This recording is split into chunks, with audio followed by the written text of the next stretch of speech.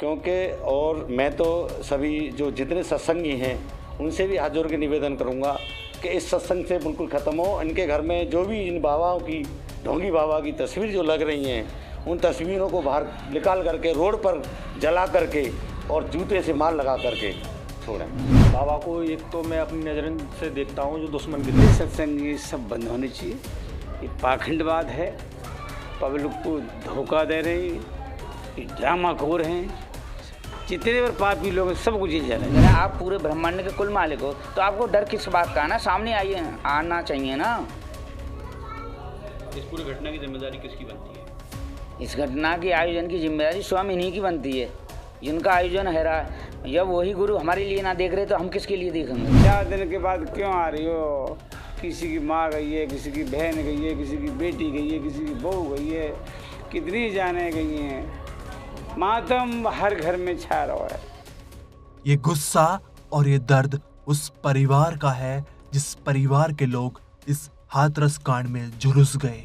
भले ही भोले बाबा उर्फ सूरजपाल ने 4 दिन बाद हाथरस कांड पर बयान देकर अपना पलड़ा झाड़ लिया हो, लेकिन जिस परिवार के लोग इस हाथरस कांड का शिकार बने हैं उन्होंने इस बाबा की सारी पोल खोल कर रख दी। उनका मानना है कि इस पूरे कांड का सबसे बड़ा दोषी बाबा ही है और अब हम उसे छोड़ेंगे नहीं। ऐसे ही यूपी के अलीगढ़ के एक परिवार के पास क्राइम तक पहुंचा, जिस परिवार के लोग 2 जुलाई को इस हाथरस कांड में शिकार हो गए थे। आइए जानते हैं उनका सूरजपाल उर्फ भोले बाबा के बारे में क्या कहना है। बाबा को एक तो मैं अपनी नज़र से देखता हूँ जो दुश्मन की तरह से। क्यों कि बाबा उसी दिन समय पे आना था पब्लिक के सामने। बेशक मौजूद जगह घटना की जगह पे नहीं आता लेकिन मीडिया के सामने तो आता है। लेकिन अब जो आ रहा है इसका ढोंग है अपना बचाव करने के लिए। और मैं तो जनता से भी ये कहूँगा, जागो, ये ढोंग से जागो। बाबा को तो उसी वक्त स्पॉट पर आना चाहिए था। जब पुलिस प्रशासन का दबाव पड़ा है तब बाबा निकल के आ रहे हैं, ये गलत है। बाबा को तो उस समय कुछ कहना चाहिए था। शासन प्रशासन के बीच में आना चाहिए था, जनता के बीच में आना चाहिए, अपने भक्तों के सामने आना चाहिए था। प्रशासन पे, शासन पे और भी लोग हैं। मेरा मानना ये है जितने सत्संग ये सब बंद होने चाहिए।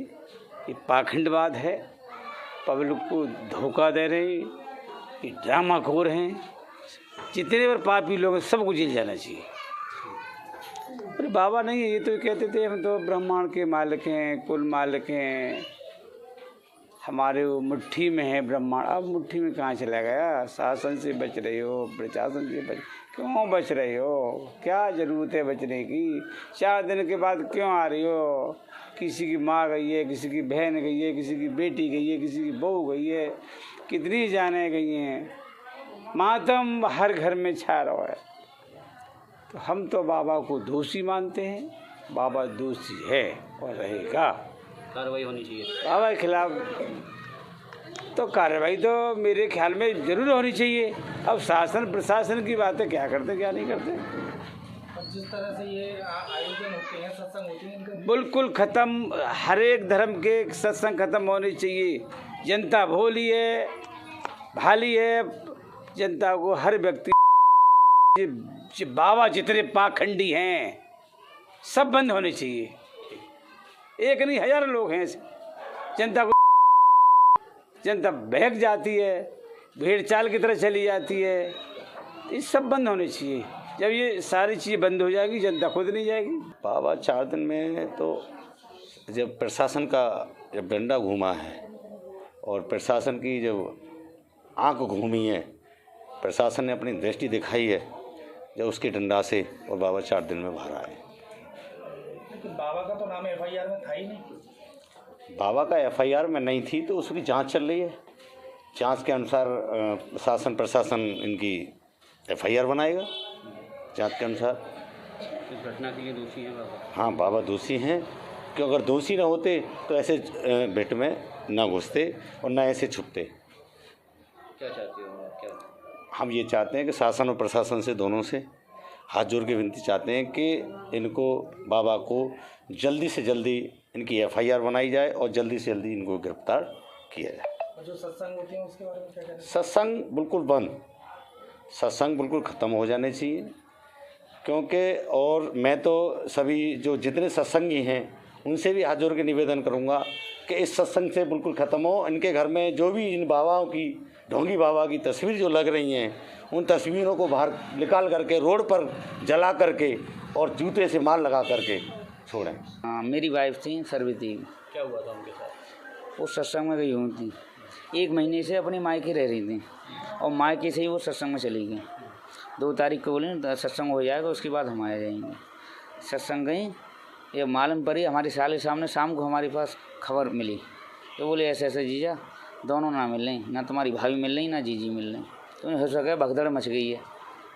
तो बोल मैंने कि दिक्कत है रही है? कहा हाँ, कि 1 घंटा है वो 1.5 घंटा है वो मिली ना। मैं हो सके ना आगे पीछे है रही हूँ, शायद तुम्हारे लिए मिल जाए। उन्होंने बताई कि यहाँ तो घटना हो गई। घटना में भगदड़ ऐसी मची कि 1 जने 2 जने 4 जने यानी एक के ऊपर एक गिरते गए। अब पूरे घटना के 4 दिन के बाद बाबा सामने आए हैं, तो बाबा को किस तरह से देखते हैं, क्या कहते हैं? इनको मैंने स्पॉट पर सामने आना चाहिए था। कहने का मतलब तो ये 4 दिन तक छिपे हुए थे सामने। जब ये पूरे ब्रह्मांड के कुल मालिक हैं तो इनको सामने आना चाहिए ना। जब कोई घटना घटित होती है, मुख्यमंत्री जी मोदी जी जब सामने आ रहे हैं तो दिक्कत क्या हो रही है। और ये अपनी मैनपुरी प्रवास में रुके हुए हैं, कहाँ रुके हुए हैं हमें क्या मालूम है। अभी 4 दिन बाद ये लोकेशन तो मैंने स्पॉट पर उसी दिन लेनी थी जिस दिन से हजारों आदमी की जान चली गई। तो क्या कहना चाहेंगे कि बाबा के सत्संग में आप लोग जाएंगे या नहीं? नहीं जाएंगे।